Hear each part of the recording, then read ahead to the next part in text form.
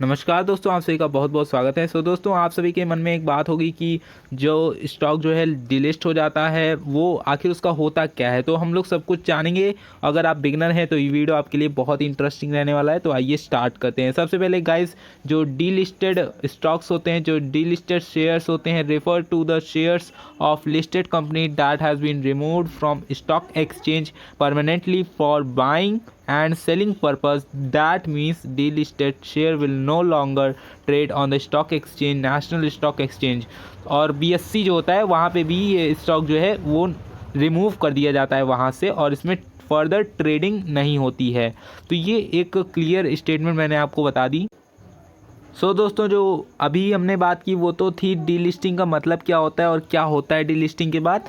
तो अब बात करते हैं शेयर होल्डर्स के पास जो शेयर्स होते हैं उनका क्या होता है। तो अगर आप यहाँ पे देखिए, delisting means the permanent removal of A stock from stock exchange in voluntary delisting when a company willingly decide to remove its shares from the stock exchange and it pays shareholder to return the shares held by them and remove the entire lot from the exchange। तो जो भी जितनी भी means SEBI में registered जितने भी lots होते हैं उनको सब कुछ रिमूव कर दिया जाता है, हटा दिया जाता है, और उसके बाद जो है वो कंपनी का नामो निशान नहीं रहता है। और अगर आप देखिए तो यहाँ पे जो हमें बताया गया कि सारे उनके जो स्टॉक्स होते हैं उस पर्टिकुलर कंपनी के जो स्टॉक्स होते हैं वो हटा दिए जाते हैं। तो अब बात आती है शेयर होल्डर्स के। जो शेयर होल्डर रहते हैं इनको क्या पैसा मिलता है? जो अगर आप रिटर्न कर रहे हैं तो उनको पैसा मिलना चाहिए फिर। तो आइए देखते हैं।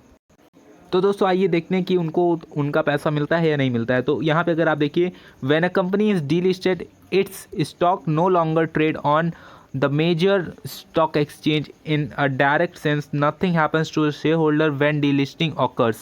तो यहाँ पे कुछ भी नहीं होता है शेयर होल्डर्स को। और यहाँ पे अगर आप देखिए, the share holder still owns the same percentage of the company as before and he is free to sell the shares to any willing buyer. तो अब यहाँ पे जो विलिंग बायर ये जो चीज़ है, तो अब यहाँ से बायर कहाँ पे आ गए कि मतलब अभी तक तो बता रहे हैं कि यहाँ पे बाइंग सेलिंग नहीं होती, लेकिन अब यहाँ पे बता रहे हैं कि जो भी बाइंग विलिंग जो भी बाय कर रहा है, जो भी जिसको भी लेना है वो ले सकता है। तो ये क्या चक्कर है? तो गाइस होता क्या है कि आपको जब ये स्टॉक एक ऐसे प्राइस पे चला जाएगा जहाँ पे इसकी मीन्स सेलिंग बंद जाएगी। एक तरीके से आप कह सकते हैं कि अगर ये स्टॉक में भी जैसे कि हम एग्जांपल लेते हैं UVSL का। UVSL बहुत ही पॉपुलर स्टॉक बन रहा है इन दिनों, और उत्तम वैल्यू स्टील लिमिटेड इसका पूरा नाम है।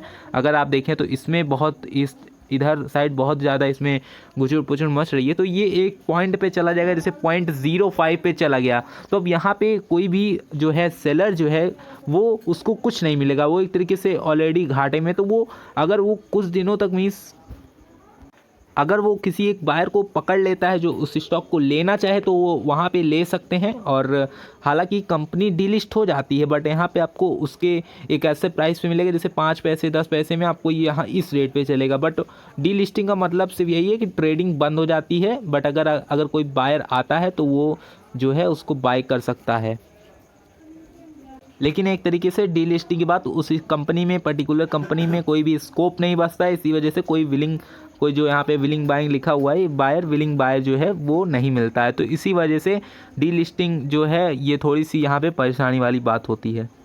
डीलिस्टिंग का मतलब बहुत ज़्यादा कुछ नहीं है, बस एक तरीके से स्टॉक की पिटाई होती है। बस आप यही क्लियर स्टेटमेंट में समझ सकते हैं। और आपको बेचना ना बेचना वो तो बात की बात होती है, क्योंकि आपको कब किसी भी चीज़ के लिए फोर्स नहीं किया जाएगा। वो अगर आपकी मर्ज़ी है तो आप बेचिए, और आपको बस विलिंग बायर चाहिए जो भी लेने के लिए तैयार हो। तो आशा करता हूँ ये जो समराइज वे में मैंने बताया आपको वो सारी चीज़ें समझ में आई होगी। तो अगर आपको और भी वीडियोस चाहिए तो फर्दर वीडियोस के लिए आप हमें सब्सक्राइब कर सकते हैं। तब तक के लिए धन्यवाद। Take care, bye bye.